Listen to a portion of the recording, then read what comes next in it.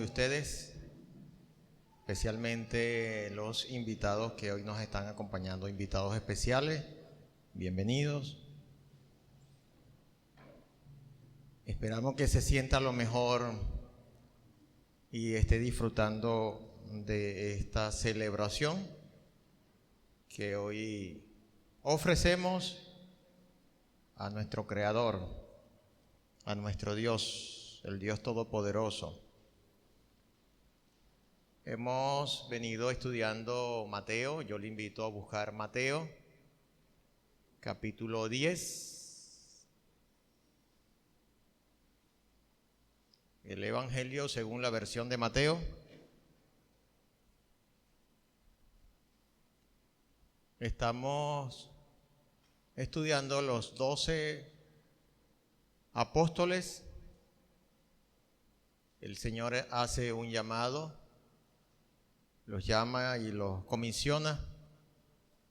Ya en este relato bíblico deja de llamarlos discípulos y comienza a llamarlos apóstoles.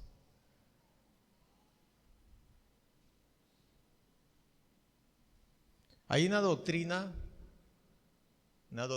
bíblica difícil de comprender. Ha levantado muchísimos estudios en la gente que le gusta pensar, indagar, investigar. Los que conocemos como teólogos han debatido esta doctrina y no se ponen de acuerdo. Se conoce como la doctrina de la predestinación.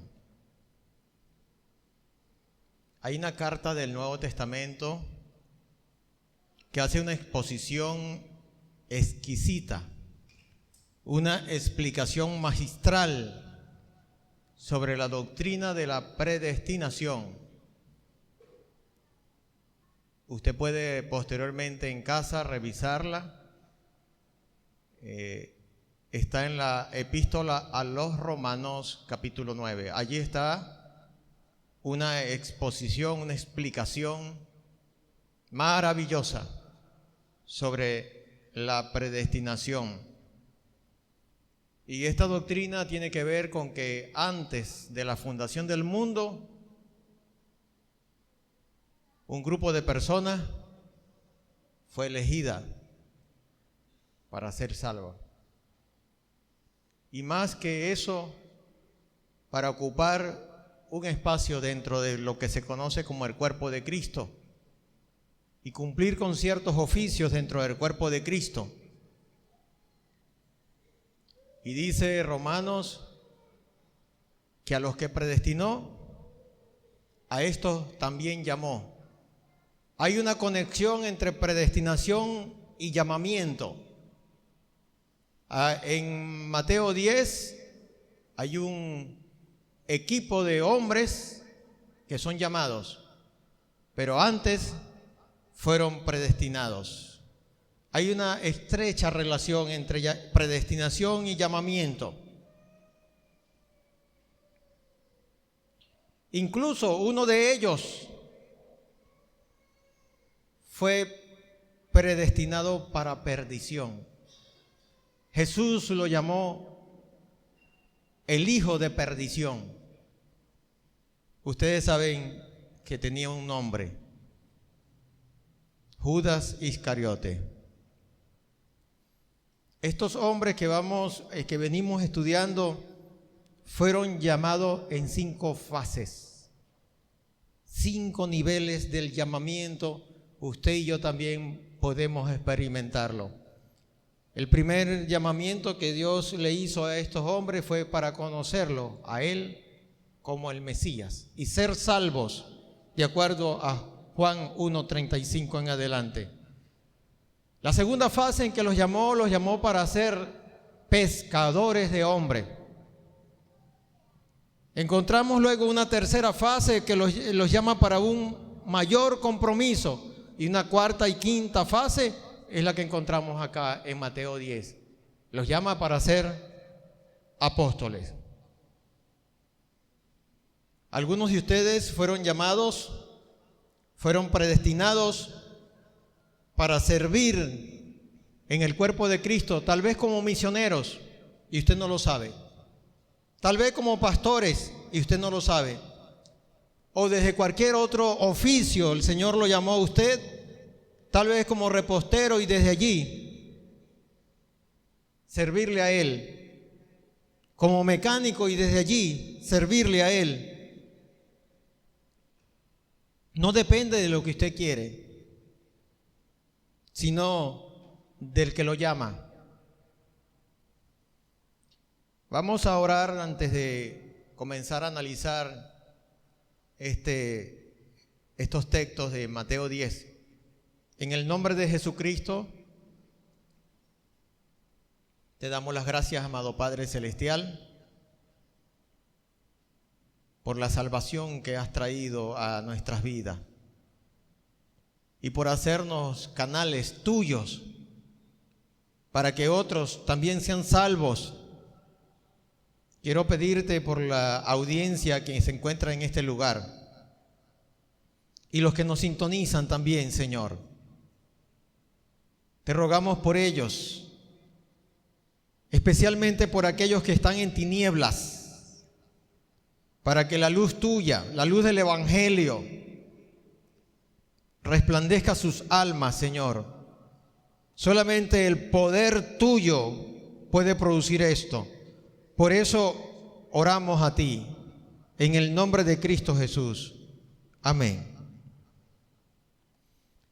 Este grupo de hombres que estamos estudiando podemos llamarla la primera iglesia. Aunque Jesús nunca los llamó iglesia a ellos.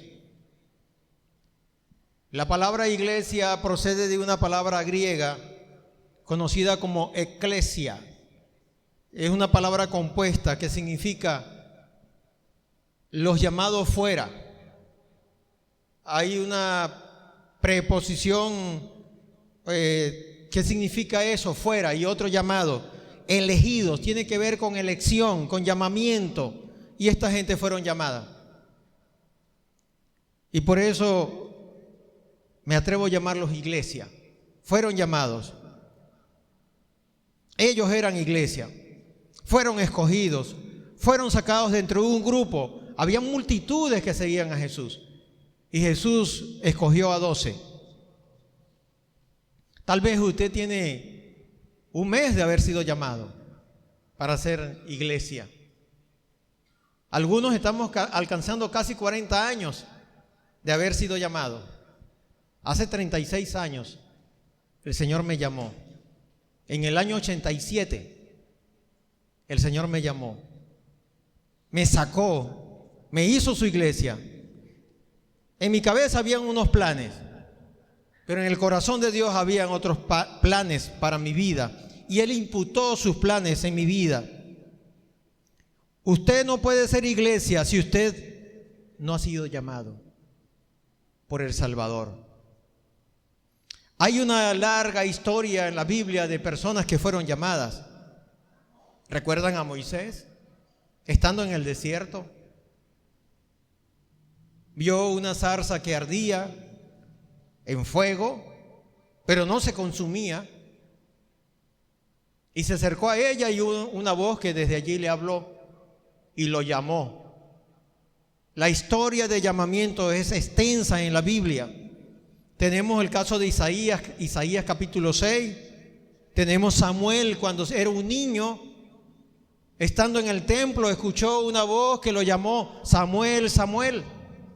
Y él confundió esa voz con la voz del predicador, con la voz de Elí. Algunos de ustedes Dios los está llamando, pero lo confunde con la voz del que está predicando. Dios llama a cada persona para que sea su iglesia. Zaqueo también fue llamado. Recuerdan también esa historia, Saulo, estos 12 que encontramos acá en las Escrituras. Hemos estado estudiando las características de los 12 apóstoles y he titulado mi tema Características del segundo grupo de los 12 apóstoles, segunda parte. Los 12, el grupo de los 12 estaba conformado por 3 subgrupos, de 4 grupos cada uno de estos subgrupos. El primer grupo era un grupo muy cercano a Jesús, muy íntimo a Jesús. En la transfiguración estaban con el Señor. Cuando Jesús, antes de ser entregado en Getsemaní, también llamó a ese grupo. En muchas ocasiones nos encontramos cerca del primer grupo. Estamos estudiando el segundo grupo, que era un grupo un poquito más lejano a Jesús. Ya estudiamos 2 personajes de este segundo grupo. Capítulo 10, versículo 3, encontramos a Felipe, Bartolomé, Tomás y Mateo. Es el segundo grupo de esos 12. Ya estudiamos a Felipe y a Bartolomé. Felipe era el líder de este grupo, de ese segundo grupo. ¿Se acuerdan que estudiamos que él era un buscador? Una persona que investigaba en la Biblia, estudioso de la Biblia, buscando la verdad.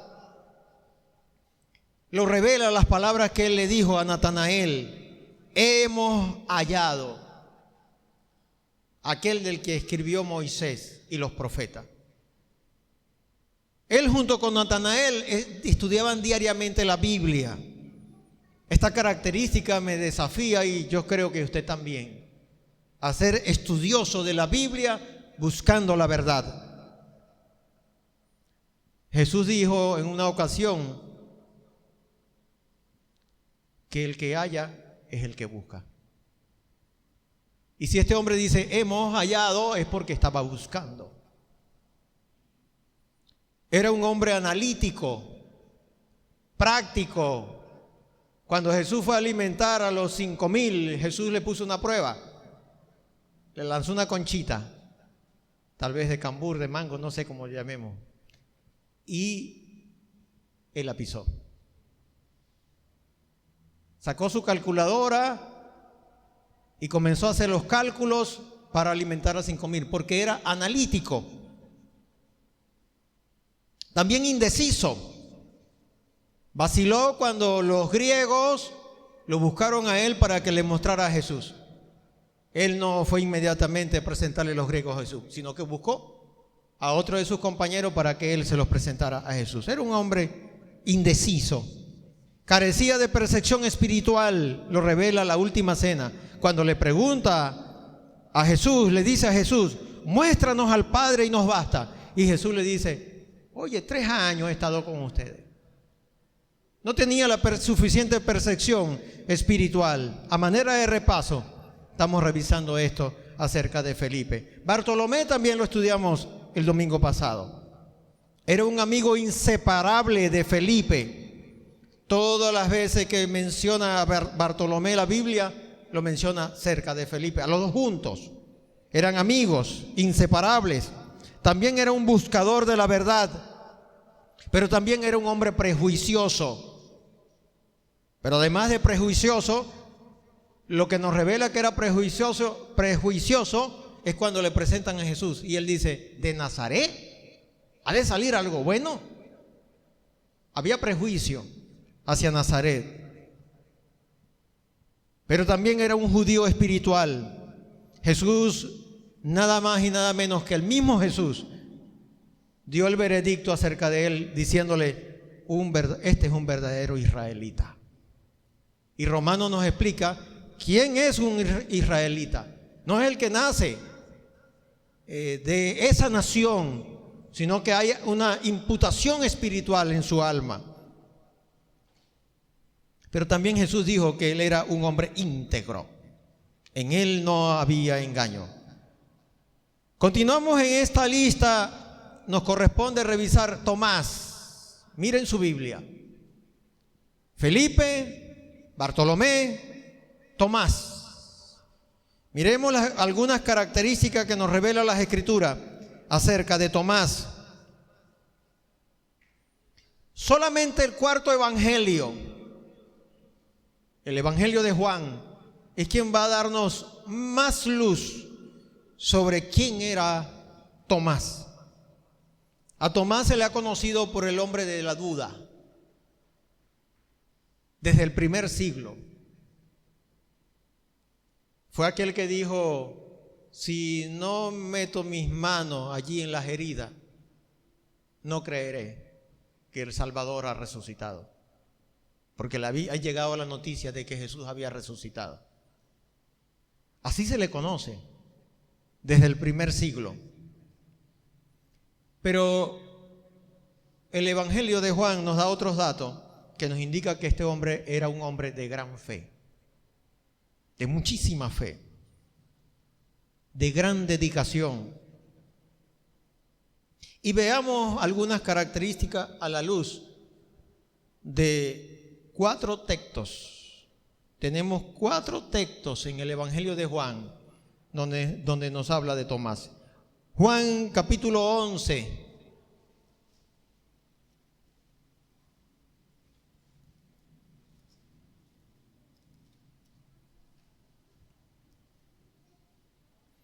Versículo 7.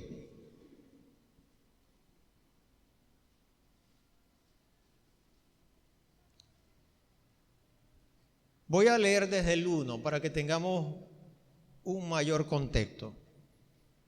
Estaba entonces enfermo uno llamado Lázaro. La familia de Lázaro era amiga cercana de Jesús. Jesús había hecho una amistad muy cercana a esta familia. Entonces dice, estaba entonces enfermo uno llamado Lázaro, de Betania, la aldea de María y de Marta, su hermana. María, cuyo hermano Lázaro estaba enfermo, fue la que ungió al Señor con perfume y le enjugó los pies con sus cabellos.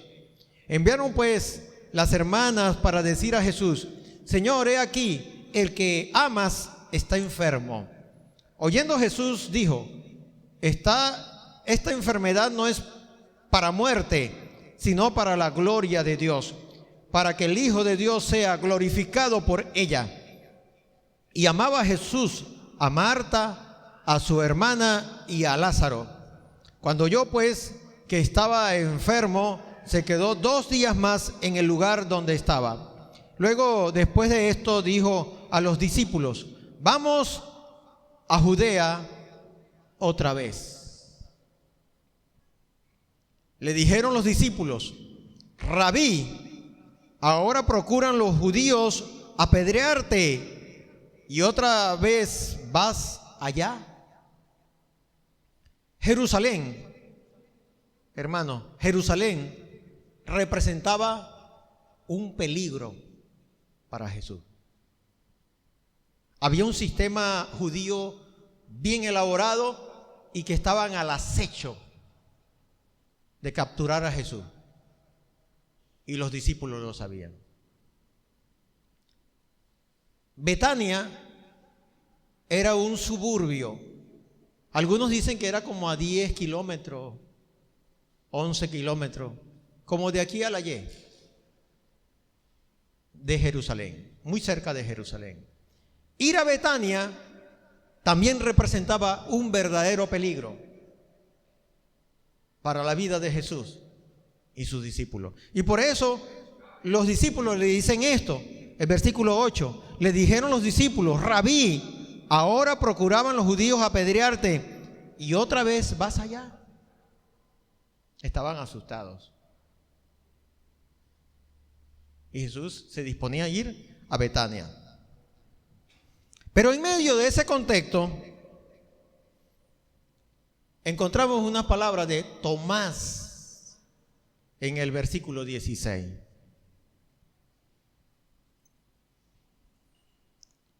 Dijo entonces Tomás, llamado Dídimo o gemelo, eso es lo que significa esta palabra, a sus condiscípulos: vamos también nosotros para que muramos con él.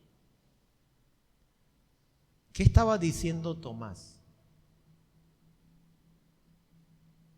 Tomás aquí revela, por un lado, su pesimismo. Nos van a matar. Es lo que estaba pensando Tomás y lo dijo. Pero vamos con él. Estas palabras es una invitación a los discípulos. Vamos allá. Nos van a matar, pero vamos allá. Aquí revela algo interesante. Era un hombre decidido. Él invitó a los restos de los discípulos a ir a ese lugar. Tenía una disposición sin reservas para morir por Cristo. Prefirió enfrentar la muerte que ser un desleal a su Señor. Eso es lo que revela el versículo 16.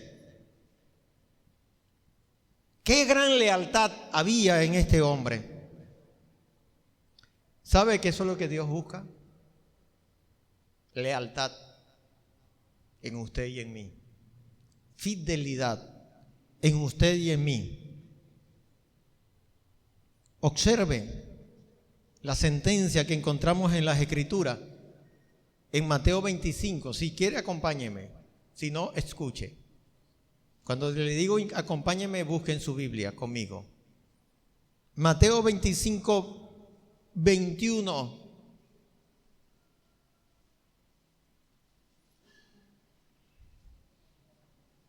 Hay una parábola conocida como la parábola de los talentos, pero vamos a tomar la palabra allí, el versículo 21. Y su Señor le dijo: bien, buen siervo fiel, fiel, sobre poco has sido fiel, sobre mucho te pondré, entra en el gozo de tu Señor. De acuerdo a esta parábola, Dios premia la fidelidad. Que usted y yo seamos fieles,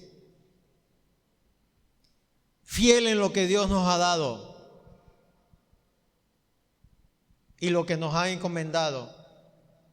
Pero el Señor apunta hacia la fidelidad, la lealtad, y eso aviento más. Segunda Timoteo también nos habla de la fidelidad. Segunda Timoteo capítulo 2, versículo 2. Pablo le escribe a Timoteo, su discípulo amado, a quien él estaba formando como un líder en la iglesia. Un pastor joven. Y le dice: lo que has oído de mí. Segunda Timoteo capítulo 2. Hay dos cartas a Timoteo. Primera y segunda. Estamos con la segunda.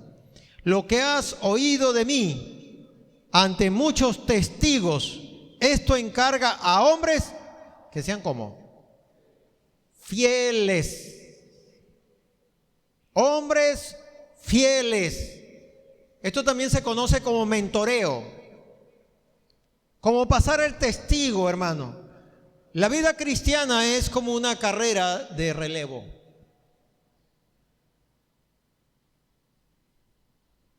En esta generación, a usted y a mí nos corresponde correr, estar en la pista corriendo.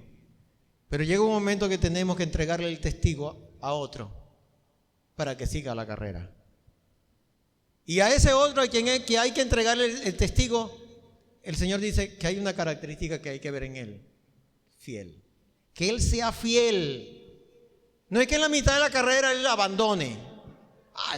Esta carrera no sirve para nada y lance el testigo. No, él tiene que terminarla y entregarle el testigo a otro. No sé si tiene en su mente lo que hay. Estoy graficando una carrera de relevo, atletismo. El testigo es una cosita así, no sé ni cómo explicarlo, que se entrega al otro para que siga la carrera y que está en una línea de espera, esperando que alguien entregue, el competidor le entregue a él, de su mismo equipo.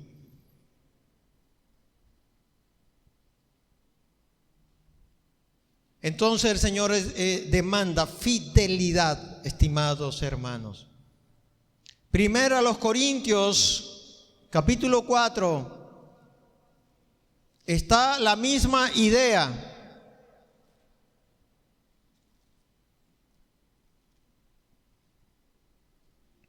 Cuatro, 1.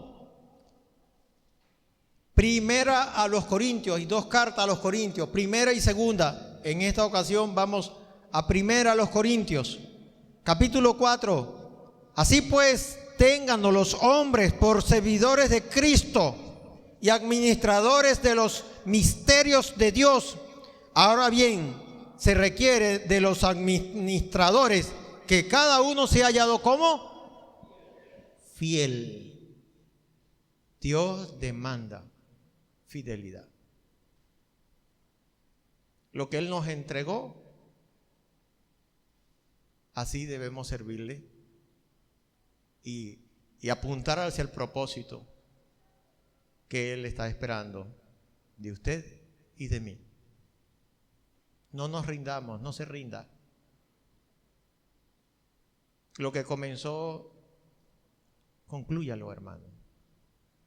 Si el Señor lo llamó a eso, se cayó, levántese, límpiese las rodillas, tal vez colóquese una curita allí si se rompió, pero continuemos. No desmaye, no desmayemos. Esto había en Tomás. Lo recordamos por las dudas de él, pero era un hombre leal. Le esperaba la muerte al Salvador y al equipo, eso es lo que ellos pensaban, en Jerusalén. Y él le dice al resto de sus compañeros: vamos allá. Nos van a matar, sí, pero vamos allá. Lealtad, fidelidad. Regresamos a Juan y miremos otras características. En Juan 14, Juan 14, 1 al 5. El Señor está en la última noche, la noche que Él fue entregado. Tiene reunidos a los discípulos y le dice estas palabras: no se turbe vuestro corazón. Ellos estaban desanimados porque ya le había dicho que Él iba a ser entregado esa misma noche. Se los había dicho, hermano. Y los discípulos estaban tristes, angustiados, deprimidos, y entre ellos estaba Tomás también así. Y él le dice: no se turbe vuestro corazón. Creéis en Dios, creed también en mí. En la casa de mi Padre muchas moradas hay. Si así no fuera, yo os lo hubiera dicho. Voy pues a preparar lugar para vosotros. Y si me fuere y os preparare el lugar, vendré otra vez y os tomaré a mí mismo, para que donde yo estoy, vosotros también estéis. Y sabéis a dónde voy, y sabéis el camino. Le dijo Tomás, aquí encontramos a Tomás. Le dijo Tomás: Señor, no sabemos a dónde vas. ¿Cómo pues podemos saber el camino?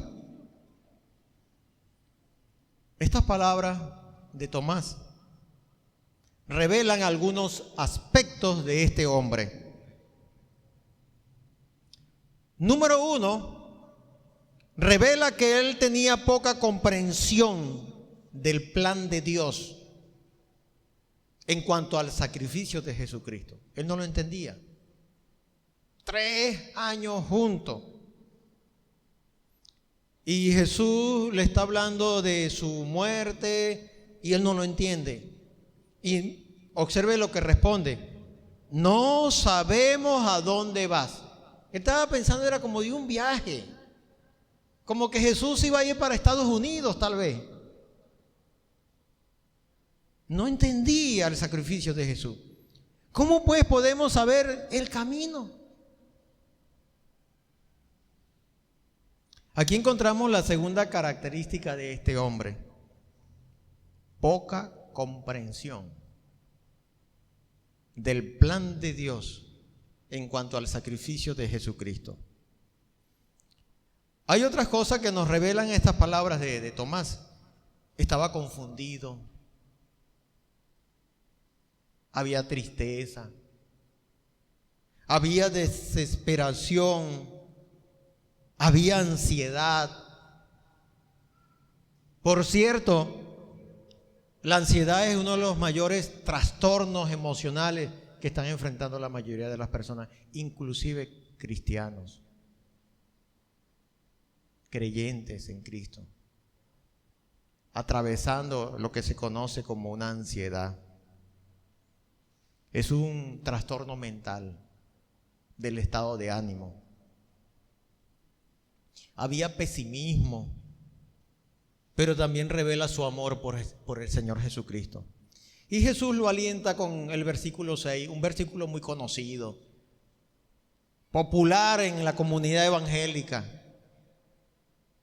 Jesús le dijo: yo soy el camino y la verdad y la vida.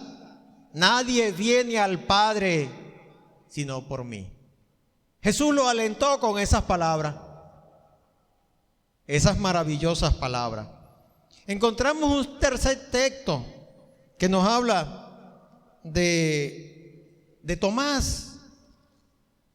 ¿Quién era Tomás? Algunas características de él. Juan 20. Por favor, sígame en su Biblia, Juan 20. Por cierto, este es el texto que lo ha hecho a él famoso, conocido por el mundo cristiano, estudioso de la Biblia. Juan 20, 24. Pero Tomás, uno de los 12, llamado Dídimo o Morocho en lenguaje venezolano, latinoamericano, no estaba con ellos cuando Jesús vino. Jesús ya estaba resucitado y se le había aparecido a los discípulos. Le dijeron pues los otros discípulos: al Señor hemos visto. Él les dijo: si no viere en sus manos la señal de los clavos, y metiere mi dedo en el lugar de los clavos, y metiere mi mano en su costado, no creeré. Qué tremenda decisión. La fe es una decisión, hermano. Creer es una decisión. Por eso se dice que un ateo es una persona que ha decidido no creer, aunque tenga las evidencias. Usted le muestra las evidencias y sencillamente él decidió no creer. Y se cree que la mayoría de los ateos no creen porque no les conviene, porque tienen un problema moral, porque es adúltero y no quiere dejar su adulterio. Y como se va a enfrentar a un Dios moral, entonces dice: no creo, para que no me cuestione mi moralidad. No es un problema de evidencias, es un problema espiritual, moral. Y parece que en una línea parecida se paró Tomás diciendo: no creeré. Pero está el agnóstico. El agnóstico es alguien que no cree hasta que tenga evidencia. Una vez que tenga las evidencias, cambia su opinión. Entonces parece que Tomás era un agnóstico, porque estaba diciendo: muéstreme las evidencias. Una vez que yo tenga las evidencias, entonces sí. Mientras tanto, no creeré. Es lo que parece revelar aquí de Tomás. Tomás era un hombre que amaba al Señor, pero también parecía que era un hombre incrédulo, Saben, estimados hermanos, la incredulidad no era un problema solo de Tomás, era un problema de todo el grupo, de todos los discípulos. Lo que pasa es que él fue el que abrió la boca. Varias veces Jesús les aló las orejas a sus discípulos y los llamó hombres de poca fe. Varias veces en las Escrituras. Tal vez el problema de la incredulidad es suyo también y mío.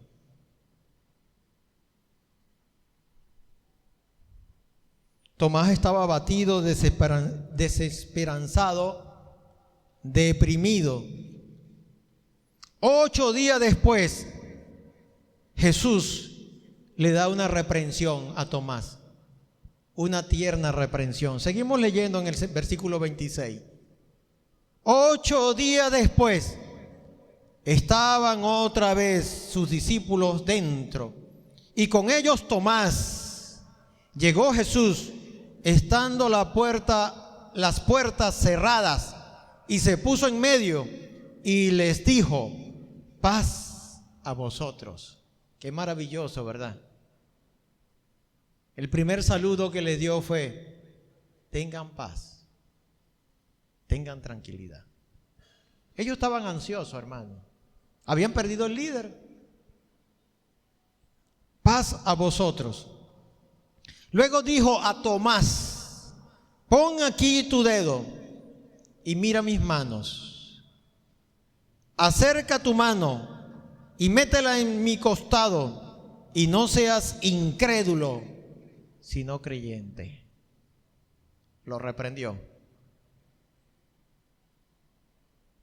¿Qué tal que el Salvador venga a nosotros y nos diga: mira, aquí están estas evidencias, y no seas incrédulo? Porque a veces estamos pidiendo señal.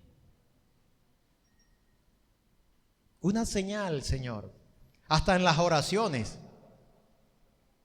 Señor, si no me das esta señal, le ponemos, no sé. Ustedes saben las señales que le coloca en sus oraciones al Señor. Cuidado, no venga el Señor y le diga: no, mete aquí tu mano, aquí está la señal, y no seas incrédulo, sino creyente. Basta con lo que tenemos en la Biblia, hermano, y ser creyente. Con lo que tenemos allí es suficiente para ser creyente. La tradición dice que Tomás llegó a predicar en tierras muy lejanas, la India, y su vida terminó atravesada por una lanza por causa del Salvador. En la lista de los apóstoles sigue Mateo, Felipe, Bartolomé, Tomás, Mateo. Mateo, el autor del Evangelio que hemos venido estudiando como nuestra base, el Evangelio según la versión de Mateo, él fue quien escribió este Evangelio. De él tenemos algunas características que no lo vamos a tomar directamente de versículos, pero de líneas generales sí lo vamos a tomar. Uno de ellos, de las características, es que este hombre era un hombre indigno. Un hombre indigno por el oficio que él tenía. Él era un publicano. En el momento que el Señor Jesucristo lo llamó, él era un publicano. Ese era su oficio. Es decir, era un hombre que recogía impuestos para Roma. Esta ocupación, este oficio, ser recaudador de impuestos, especialmente para el Imperio Romano, representaba dentro de la sociedad judía y del pensamiento judío una ocupación bochornosa. Era una ocupación denigrante, hasta ofensiva era esa ocupación. Los otros judíos consideraban a los publicanos traidores. Llegaron a ser las personas más odiados por los judíos, aunque él era judío. Más despreciados que a los mismos gobernantes romanos. Ellos odiaban más a Mateo que a Poncio Pilato. Y odiaban más a Mateo que a los soldados romanos, porque lo consideraban a Mateo y los que tenían ese oficio traidores. Los publicanos, como Mateo, presentaban las condiciones para recibir bullying. No podía caminar por la calle solo. De seguro que iba a recibir bullying. Iba a ser acosado. Y la mayoría de las personas que son acosadas sufren de baja autoestima. No sé si esto pasaba con Mateo. Probablemente. Una persona con baja autoestima se siente indigno. Una persona con baja autoestima se cree indigno. No solamente está en sus sentimientos, sino también en sus pensamientos.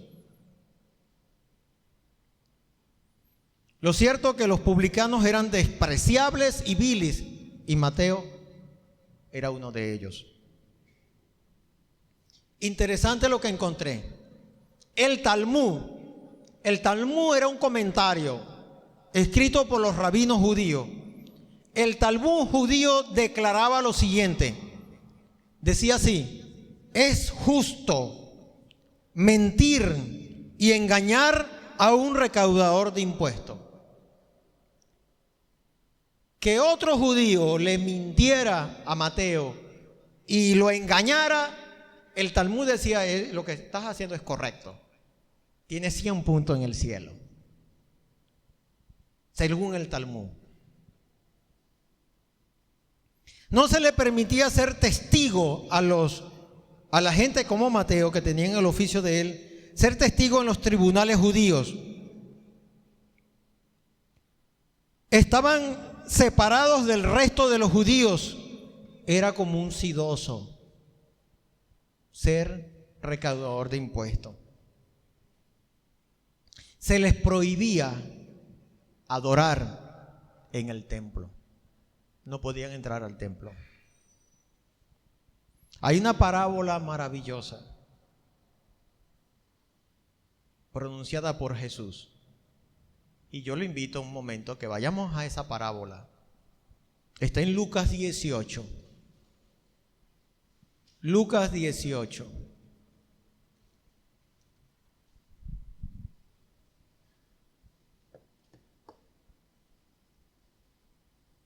Lucas 18, versículo, vamos a ver,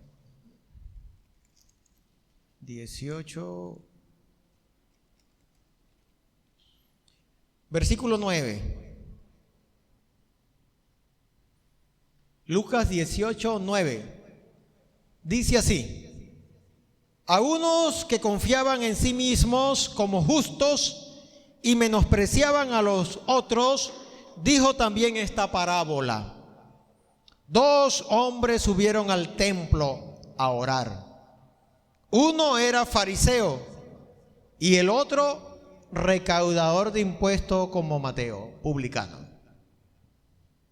El fariseo, puesto en pie, oraba consigo mismo de esta manera: Dios, te doy gracias porque no soy como los otros hombres, ladrones, injustos, adúlteros, ni aún como este publicano. Qué arrogante, ¿verdad? Con una arrogancia religiosa. Ayuno 2 veces a la semana, doy diezmo de todo lo que gano. Mas el recaudador de impuestos como Mateo, dice publicano, estando lejos, no quería ni aún alzar los ojos al cielo, sino que golpeaba el pecho diciendo: Dios, sé propicio de mí, pecador. Esta parábola revela muchas cosas, pero voy a hacer la observación de 2 aspectos acerca del recaudador de impuestos como Mateo. Número 1, revela la indignidad cómo sentía un publicano. Su estado, su mundo interior, cómo ellos mismos se veían a sí mismos, los publicanos. Se veían indignos, se sentían indignos, tenían una autoimagen baja o autoestima baja. Lo revela la frase que usa este hombre, Jesús lo coloca en boca de él, que dice: no quería ni aún alzar los ojos al cielo, se golpeaba el pecho. Son frases que nos muestran no solamente su arrepentimiento, sino su indignidad, diciendo a Dios: sé propicio de mí. Y se definía a sí mismo como un pecador. Esto es bueno, hermanos. No tener una baja autoestima, me refiero, pero sentirnos delante de Dios como lo que somos es bueno. Es la condición que nos lleva al arrepentimiento. Sentirnos pecadores como este hombre. El segundo aspecto que nos revela estas palabras, esta parábola, es que dice el texto: mas el publicano estando lejos.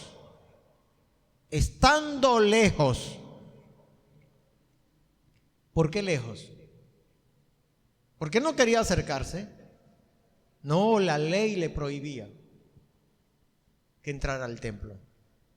Y no le quedaba otra que pararse lejos y desde allí orar. Porque había un concepto judío, es que Dios escuchaba las oraciones en el templo, no fuera del templo. Por eso cuando ellos estuvieron expatriados, desde la nación que estuvieran, colocaban su rostro en dirección al templo y desde allí oraban. Porque habían entendido que Dios estaba en el templo. La segunda característica que encontramos en Mateo: él era un hombre fiel.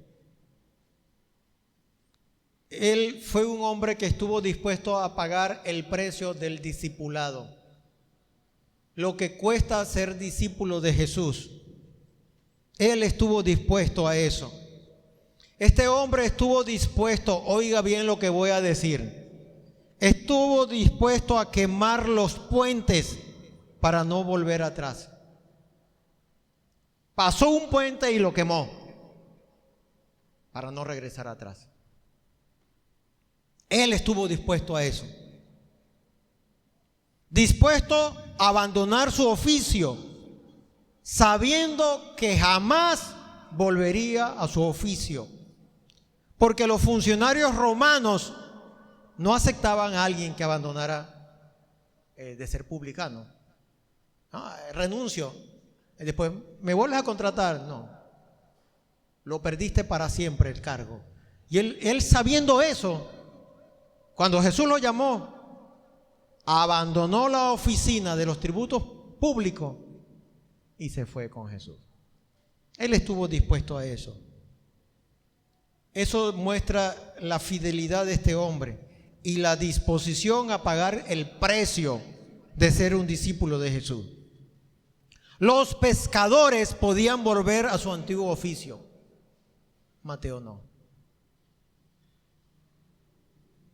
Todos los otros 4 o 6 eran pescadores. Y de hecho regresaron a su antiguo oficio. Oiga bien esto, estimado hermano. Muchos de ustedes no están dispuestos a pasar el puente y quemarlo. No están dispuestos. Lo dejan allí para luego regresar atrás. Dejan esperanza para regresar. No están dispuestos a dejar el amante o la amante. No están dispuestos a dejar la pornografía. No estás dispuesto a dejar de acostarte con tu novia. No estás dispuesto a seguir sin hablarle a tu esposa o a tu esposo o a tu marido. Porque a veces esto sucede en los matrimonios. Se enoja y no le hablas un día, o 2 días, o 3 días. Es más, meses, utilizando a la niña o el niño, que el pobre niño se vuelve el que lleva el recado allá y lo trae acá. No está dispuesto a eso. Hay que quemar los puentes. Y lo que estuvo dispuesto Mateo. No estás dispuesto a pedir perdón. Relaciones rotas y no hay disposición a arreglar esas relaciones. Hay que pagar el precio del discipulado. Ser discípulo de Cristo tiene un alto costo. Por eso Jesús dijo, lo comparó como el hombre que va a la guerra y que hace los cálculos. ¿Qué cantidad de ejércitos tengo? ¿Con cuáles cuento? Y mi enemigo con cuáles cuenta. Y Jesús dijo, así es el discipulado. Hay que hacer los cálculos porque tiene un precio. Hay que quemar los puentes y no regresar a tu chimó. Todavía algunos de ustedes siguen escupiendo chimó. Y usted lo sabe. Este hombre estuvo dispuesto a eso, a abandonar su chimó también. Hay otra característica que encontramos en Mateo. Un hombre humilde. Mateo era humilde. Cuando él escribe este evangelio, él queda en el anonimato. Casi no se menciona a Mateo. Él era un discípulo silencioso. Revisamos los 4 evangelios y está en silencio este hombre. Él no hacía preguntas, no era preguntón así para sobresalir. Como ustedes saben quién era, ahí había un Pedro que constantemente estaba en el escenario. Él no. Era un hombre muy humilde. Ni hacía comentarios. Él no se menciona en los 3 años de la formación de Jesús. Por allá Marcos lo menciona, pero es otro escritor. Y Lucas también lo mencionan. Cuando dicen que hubo un banquete con publicanos y pecadores, y fue cuando Jesús llamó a Mateo de la oficina, y dice Marcos y Lucas que la casa era de Mateo. Pero cuando Mateo escribe, Mateo no lo dice. Él no estaba en el escenario. Él no quería eso. Él no quería salir en los titulares de la prensa, no. Muchos de ustedes anhelan dentro de la iglesia funcionar donde todos lo vean. Pero otros de ustedes yo sé que no. Tal vez limpiar una silla, su ministerio. Y lo hace allí donde nadie más, sino el Señor lo ve. Así era Mateo. Revela su humildad. Este hombre era humilde. También las escrituras nos muestran que él era un hombre, tenía un corazón amoroso por los perdidos, por las almas perdidas. Tan pronto como fue salvo, su primera preocupación fue hablarles a otros y organizó una fiesta en su casa y convidó a todos los recaudadores de impuestos. Pero el invitado especial era Jesús. Y ahí vemos a Mateo en las Escrituras, si usted es visual, presentándose a Jesús a cada uno de esta gente. Venga, fulanito, mira, él es Jesús. ¿quién me salvó? Y el otro, mira, Él es Jesús, ¿quién me salvó? Preocupado por los perdidos. Un corazón amoroso por los perdidos. Amado Señor, te damos las gracias por tu palabra. Cada vez que nos acercamos a uno de estos personajes que tu Espíritu Santo plació revelárnoslos allí en tu palabra, alguna lección nos enseñas de ellos. Lecciones espirituales para tratar con nuestras vidas, Señor. Gracias. Te adoramos, te honramos, porque eres bueno, fiel, maravilloso, nuestro Salvador.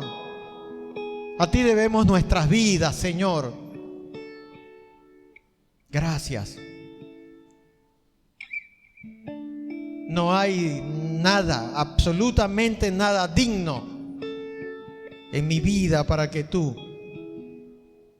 hayas puesto tu mirada en mi vida, Señor, y salvarme. Gracias, gracias. En Cristo Jesús. Amén.